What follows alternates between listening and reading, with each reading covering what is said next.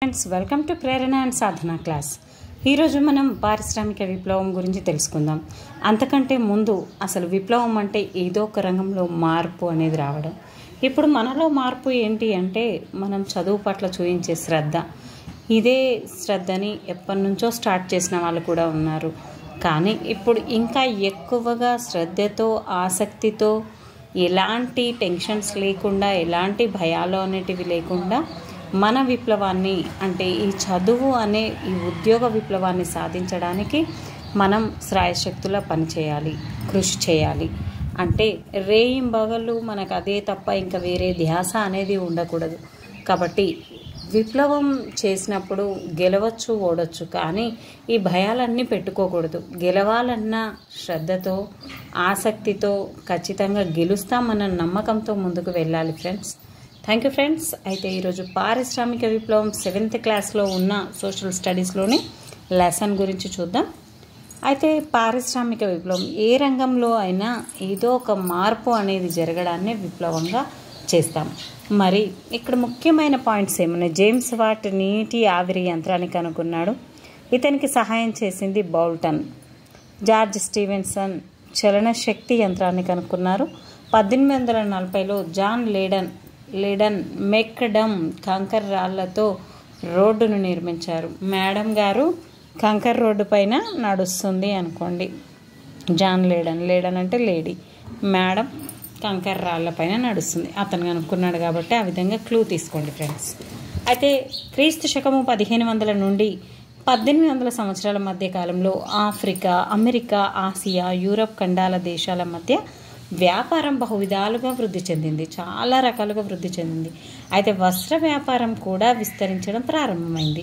ఇప్పుడు యూరోపియన్ వర్తకులు sub contract పద్ధతిని అంటే పుట్టింగ్ అవుట్ సిస్టమ్ను ప్రారంభించి వస్త్ర పరిశ్రమను, అవసరమైన సామాగ్రిని ఉత్పత్తి చేయడానికి చేతి వృత్తి పనివారికి, చిన్న రైతులకు ముందుగా చెల్లింపులు చేసేవారు.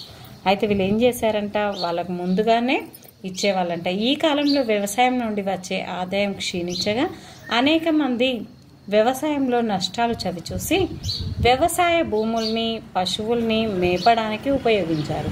కాబట్టి వీరికి జీవించడానికి అవసరమైన ఆదాయం అనేది లేదు. కాబట్టి వస్త్ర పరిశ్రమలో పనిచేయడానికి వీళ్ళు కూడా ముందుకు రావడం జరిగింది. అదేవిధంగా సబ్ కాంట్రాక్ట్ పద్ధతి కింద బ్రిటన్లో ఒక వస్త్ర వ్యాపారి ముడి నూలును వాటి సరఫరాదారు దగ్గర కొని దీన్ని నూలు వడికే వారి వద్దకు తీసుకెళ్ళి దారంగా మార్చి తర్వాత నేత పని వారి వద్దకు తీసుకొని వెళ్ళేవారు. తర్వాత వస్త్రాన్ని శుభ్రపరిచే పుల్లర్స్ వద్దకు, చివరకు వస్త్రానికి రంగులు అద్దడంతో వస్త్ర తయారీ పూర్తి అవుతుంది. ఈ దశలన్నీ దేశంలో వివిధ ప్రదేశాల్లో జరుగుతాయి. వస్త్రాన్ని ఇతర దేశాల్లో అమ్మే ముందు జరిగే తుది పని లండన్లో జరుగుతుంది. ఈ విధంగా వస్త్రాలను వ్యాపారులు నియంత్రించే అనేక మంది ఉత్పత్తిదారులు ఉత్పత్తి చేస్తారు. ఇక్కడ ఫ్యాక్టరీ వ్యవస్థ అనేది లేదు. వస్త్రాల తయారీలో ఉన్న వివిధ దశల్లో, పద్ధతుల్లో ఒకే చోటగాక వివిధ కుటుంబాలలో పనులు జరిగేవి. ప్రతి వర్తకుడు వస్త్రాల తయారీలోని ప్రతి దశలోనూ 20 నుంచి 25 మంది చేతి వృత్తి పనివారిని వినియోగించేవారు.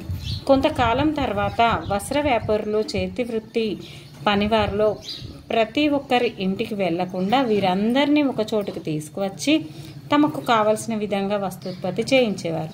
ఈ విధంగా ఏర్పాటు చేసిన పని కేంద్రాలను కర్మాగారాలని పిలిచేవారు. ఇలా ఒక్కొక్క ఇంటికి వెళ్ళే బదులు వారందరినీ ఒక్క దగ్గరికి, ఒక ప్లేస్కి తీసుకొచ్చి ఈ విధంగా ముడి సరుకులతో వస్త్రాన్ని ఉత్పత్తి అనేది చేసేవారు. వీటిని వర్తకుడు మార్కెట్లో అమ్మేవాడు. ఈ విధంగా హస్తకళాకారునిపై వర్తకుని ఆధిపత్యం పెరిగింది. ఈ దశను పూర్వ పారిశ్రామిక అభివృద్ధి దశ అనేవారు. ప్రోటో ఇండస్ట్రియలైజేషన్ అని అంటారు. ఈ దశలో అనేక మంది హస్తకళాత్మక ఉత్పత్తి ప్రక్రియలో పాల్గొనడము, వర్తకులు శ్రామికులపై మార్కెట్లపై నియంత్రణ సాధించి హస్తకళాత్మక ఉత్పత్తులను ప్రపంచవ్యాప్తంగా మార్కెట్ను అభివృద్ధి అనేది చేశారు.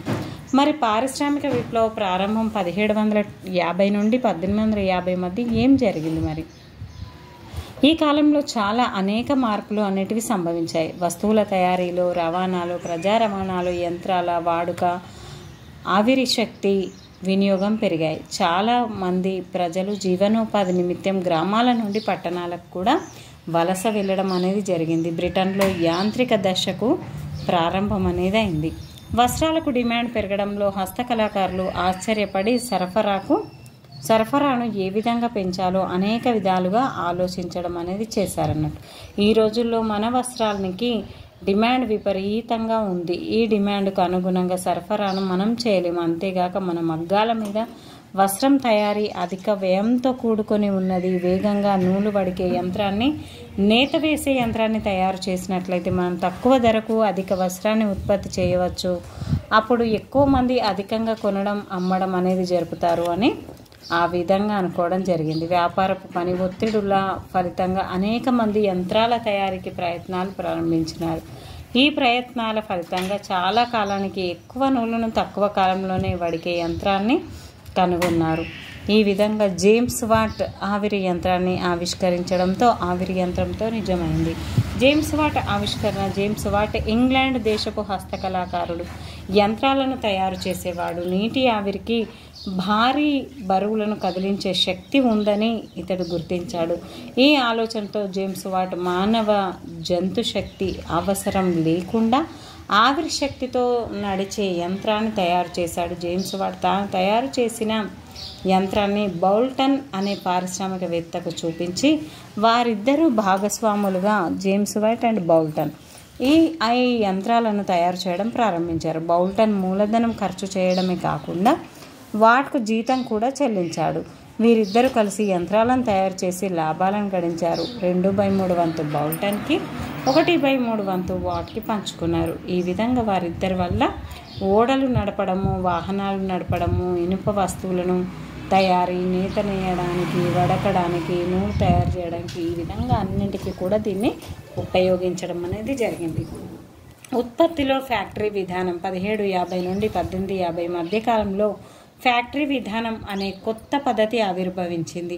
సాధారణ పనిముట్లు మానవ శ్రామిక శక్తి స్థానంలో కొత్త యంత్రాలు, ఆవిరి శక్తి వాడకం అనేది పెరిగింది. చిన్న పనిముట్లు పోయి మరమగ్గాల స్థానంలో యంత్రాలకు ప్రాధాన్యం అనేది పెరిగింది. ఉత్పత్తికి సంబంధించిన సౌకర్యాలు ఉండి నిర్వహణ చేసే వ్యక్తులకు పెట్టుబడిదారులని అంటారు. వీరు యంత్రాల కోసం, శ్రామికుల కోసం మూలధనాన్ని వ్యయం చేస్తారు. ఫ్యాక్టరీ ముడి పదార్థాలు తయారైన వస్తువులపై పూర్తి అధికారం యజమానుడికి వర్తక శ్రేణుల విధానం ద్వారా ఉంటుంది. అంతేకాకుండా శతాబ్దపు బాల కార్మికుడి అనుభవం ఏ విధంగా ఉంది? మరి 19వ శతాబ్దంలో యూరప్లోని ఫ్యాక్టరీ కార్మికులు చాలా భయంకరమైన ఇబ్బందులు అనేది ఎదుర్కొనేవారు. ఇప్పుడు మనం ఇంగ్లాండ్లోని బొగ్గు గనిలో పనిచేసే ఒక బాల కార్మికుడి అనుభవాన్ని ఇక్కడ చూడండి. వాడు ఎంత చిన్నవాడు, 4 సంవత్సరాల వయసు నుంచే పనిచేస్తున్నాడు. కార్మికుల గొడ్డళ్ళ వంటి పరికరాలతో గని నుండి బొగ్గును తవ్వి వేగన్లలో నింపుతున్నారు. ఈ విధంగా వేగన్లను గుర్రాలు, కంచెడగాడిదలు లాక్కొని వెళతాయి. ఈ వేగన్లను వెనుక ఉండి తోయడమే ఇతని యొక్క పని. ఈ విధంగా చిన్న పిల్లల స్థాయి నుంచి బాల కార్మికులుగా ఇక్కడ మిగిలిపోవడం అనేది జరిగింది. ఫ్యాక్టరీలలో, గనులలో పనిచేసే బాల కార్మికులకు నియంత్రించడానికి అనేక ఉద్యమాలు కూడా బయలుపడ్డాయి. యూరోపియన్ దేశాల్లో గతానికి సంబంధించిన ఒక చిహ్నంగా మిగిలిపోయింది. తొలి ఫ్యాక్టరీలలో పరిస్థితులు చాలా దారుణంగా ఉండేవి. వీటిని ఉత్పత్తి చేయడానికి వారు ఎన్నో రకాలుగా కొత్త యంత్రాలను కనుక్కోవడము, అదేవిధంగా బాల కార్మికులను నియమించుకోవడము. ప్రతిరోజు వీళ్ళందరంట 6 గంటలకు వచ్చి సాయంత్రం 8 గంటల వరకు పనిచేసేవాళ్ళంట. మధ్యాహ్న భోజన విరామం కేవలం 1 గంట మాత్రమే ఉండేది. సాయంత్రానికి చాలా అలసట చెంది పనిచేయలేని స్థితిలో వీరు ఉండేవారు. ఈ రోజుల్లో కొత్త యంత్రాలు వస్తున్నాయి. అనేక మంది చేసే పనిని ఈ యంత్రాలు చేయడం వల్ల శ్రామిక అవసరం కూడా చాలా వరకు తగ్గిపోయింది. ఈ విధంగా రోజుకు 8 లేదా 10 గంటలు పని గంటలు, అధిక వేతనాలు, 14 సంవత్సరాలలోపు పిల్లల చేత పని చేయించకపోవడం మొదలైనవి కొన్ని చట్టాల ద్వారా కొంతవరకు నిర్మూలన అనేది జరిగింది. చూడండి ఫ్రెండ్స్, ఇక్కడ చిన్నపిల్లలు వాళ్ళు కూడా పనుల్లోనికి రావడం జరిగింది. ఈ విధంగా బాల కార్మిక వ్యవస్థ అనేది ఉండేది.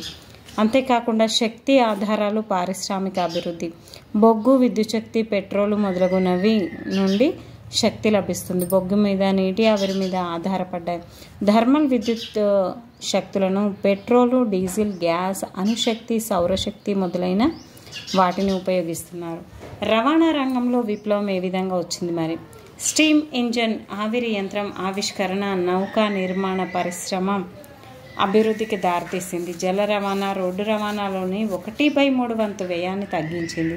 ఈ విధంగా జార్జ్ స్టీవెన్సన్ చలన శక్తి యంత్రం లివర్పూల్ నుండి మాంచెస్టర్ వరకు, అంటే ఫస్ట్ మొదటి యంత్రం అయినటువంటి మొదటి ట్రైన్ స్టీవెన్సన్ చలన శక్తి యంత్రంగా లివర్పూల్ నుండి మాంచెస్టర్ వరకు 64 కిలోమీటర్ల మార్గాన్ని 46 కిలోమీటర్ల గంటకి వేగంతో భారీ సామాగ్రిని తీసుకువెళ్ళింది. ఇది అంతేకాకుండా 1840లో జాన్ లేడన్ మెక్కడం కంకర్ రాళ్లపై రోడ్డును నిర్మించే పద్ధతిని కూడా కనుగొన్నాడు.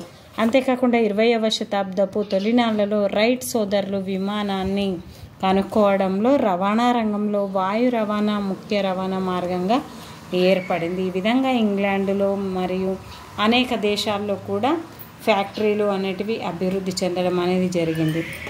అయితే మరి తమ వ్యాపారం కోసం పారిశ్రామిక అభివృద్ధి అవసరాల నిమిత్తం యూరోపియన్లు ముడి పదార్థాలు లభించే దేశాలను ఆక్రమించుకున్నారు.